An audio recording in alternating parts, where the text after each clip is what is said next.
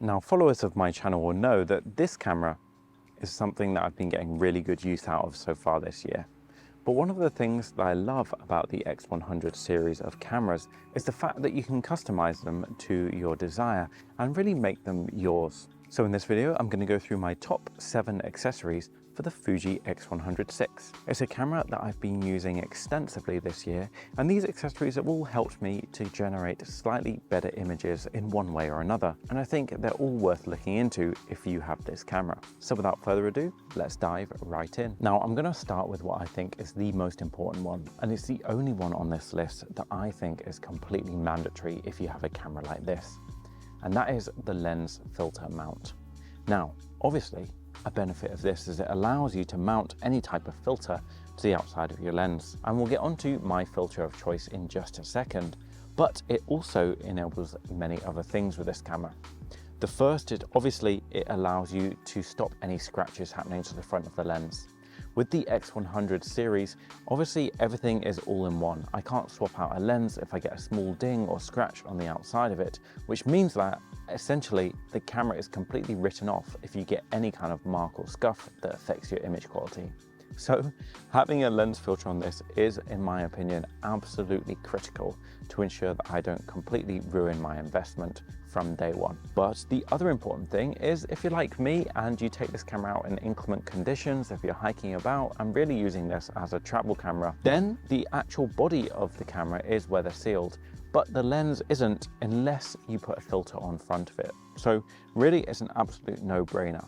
You can buy this lens filter mount, you can upgrade the weather sealing on your camera so it's completely weather sealed, and you can prevent yourself getting a little scratch, and if you're clumsy like me, completely writing off your camera with the smallest little accident. So realistically, I always buy one of these from day one on any X100 series camera that I pick up, and I think you should too. Now, the one that I've got specifically on here comes from Hauger, and the reason for that is because it came with my lens hood. So I got a pretty good deal, 2 for 1. But I've also bought many different ones before. The one that I currently use on my X100F is from JJC, I think it's called, which is a nice budget option, and they all work pretty well just to make sure that things are nice and secure. And this brings me quite nicely onto my next accessory that I've been really loving, and that is a Pro Mist filter. So now that we have our filter holder on this camera, it will allow you to pop a little filter on the front of the lens. The one that I've got on right now is the K&F Black Diffusion 1/8. If you've been wondering why you've seen a bunch of images online that do look really cinematic, they still have those crisp shadows and blacks, but the highlights are nicely bloomed and there's some halation around strong light sources, then it's probably a Black Pro Mist filter that they're using. It's become super popular this year, and it gives that kind of Hollywood style cinema look that you might get when using a film emulation, but on your digital camera. I love that kind of dreamy look that it gives me, and I would recommend that this, in tandem with some of the film simulations I've been trying, is a really lovely look to go for. This particular one from K&F was sent to me by them, and I really appreciate it, but they are kind of my brand of choice for these filters simply because of the value for money.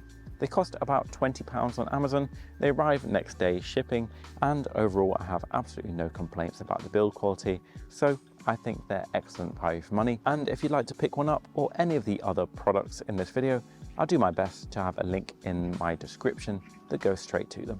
Now, this is kind of 2-in-1 right now, but I'm lucky enough to have both the tele and wide adapters for the X100 series. These are excellent little adapters that just screw right onto the front of your lens and will either give you a 28 or a 50mm field of view equivalent on your camera. Now, they are a little bit expensive, but I managed to pick up these both for just over £100 on the used market, and in my opinion, that represents a great investment. If you're going to spend all of that money on the latest X100VI, you might as well expand the ecosystem of what it's capable of with these 2 adapters. And I have to say, it really changes the dynamic of what you're shooting.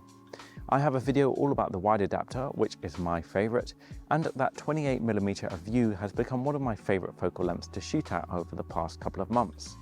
It just gives you that little bit of extra space in your images to get some extra context while still retaining that kind of nice everyday feel. You might think that a 28mm and a 35, there's not going to be that much difference between the two, but I really notice it when I'm walking about with this, and I really enjoy the extra room that it gives me. I'm really happy to say that when testing both of these adapters, I haven't noticed any loss in things like autofocus speed, image quality, or any degradation of the image whatsoever. So I think that they both represent a great value investment for you to get a little bit extra out of the camera that you already have. It might seem a little bit counterintuitive to have something separate to screw in an all-in-one camera body, but once you get used to it and you only need to do it before you go out and shoot, it becomes a lot more manageable as kind of like an idea. You can start with the one that you think you'll get the most use out of, whether you're wanting a little bit of extra reach when you go out shooting with your camera, or whether you're wanting a little bit of extra coverage. So have a think and you can make that decision by yourself. Now, the next one I'm going to talk about is lens hoods. These are the most noticeable because they really change the look and feel of your camera. Now, I'd be lying if I said that I used a lens hood on any other camera that I shoot, and for the purpose that I use it is entirely aesthetic. I don't really care about lens flares or whatever else. I just think this looks cool as hell when attached to my camera, and that's the reason that I've got it. The one that I've got, like I mentioned before, is from Hauger, and I really love this. It just screws straight onto the front of my camera, and it gives it a really nice, almost like aggressive square feel. I've also got slightly cheaper ones that I use on my X100F from JJC, again on Amazon, and I think they're pretty good. I've also seen great ones from Squarehood. Now, the benefit as well is it just stops anything hitting the front of my camera, and like I mentioned, this lens is going to be a little bit important to preserve, simply because it's attached at all times to the body. A point to note on this one though is the X100VI screw-on mechanism is slightly different from the X100V. So there's a little gap here, just equivalent to one turnaround on the screw that's on my filter thread. That's because this was originally manufactured for the X100V, but because I was kind of early to the game with this camera, I couldn't find one that was specifically made for it, so I picked up this one instead, and it still does fit. But if you're particularly picky about everything lining up perfectly, this might not be the one for you.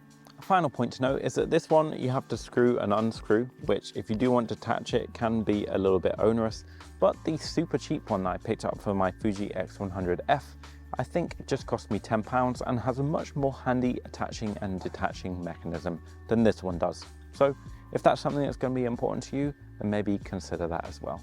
Now, there could be some surprising controversy over my next one, but I love to have a soft shutter button on my camera just here. You can see there's that little red dot there, sits within my shutter button and just allows me to press the shutter just that little bit more easily. Now, this is obviously completely optional and you don't need one, but I really like the way that it feels and how easy it is for me to take a picture, and I don't have to kind of reach down. It's kind of subtle, but I think it makes quite a difference. So where does the controversy come from? Well, actually, there are some rumors online that having a soft shutter button on your Fujifilm camera could actually harm the shutter mechanism. Now, personally, I've used one on my X100F, and I've been using one on this with no problems, and I will continue to do so. But I guess that is your personal preference. What I would say is that there were some issues with the X Pro 3 shutter mechanism, and some people blamed it on the fact that they were using a soft shutter button, which seems to have started this rumor online that using one of these could damage your camera. Now, I don't think that's the case, and I couldn't see a reason why it would, especially seeing as these shutter buttons are designed to be used with one, but there is that kind of rumor and opinion out there, and if you have that, that's completely fine. This one's not for you. This particular shutter button I got from Small Rig, and I have to say I really like it. It's kind of like a nice deeper red than the bright red ones. It's metal rather than plastic, and it's one of the only ones that has managed to stick in my shutter without coming unscrewed. A point to note is the X100VI has a slightly larger screw-in place for the shutter button than the X100F, so my old one didn't work with this, but I picked up a new one and I've been pretty happy with it. Small Rig seemed like an excellent company, and I've been happy with all the accessories I bought from them, including the next one on this list, which is the Thumbgrip. Now, the X100VI is a pretty nice camera to grip, but there's always things that could be improved.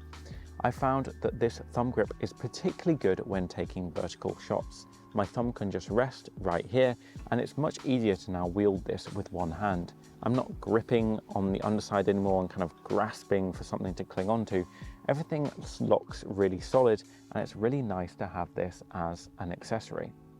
It's also pretty good because it just gives me that extra lever when I'm filming video, which will allow me to get slightly steadier shots when I'm looking through the viewfinder or through the screen. Overall, this is a really nice one, but there are some issues that I have with it. It sits just slightly too close for my liking to the buttons that run on the underside of it. Now, that's kind of unavoidable because of the design of the camera, but I wish they'd come up with a way to kind of mitigate this impact.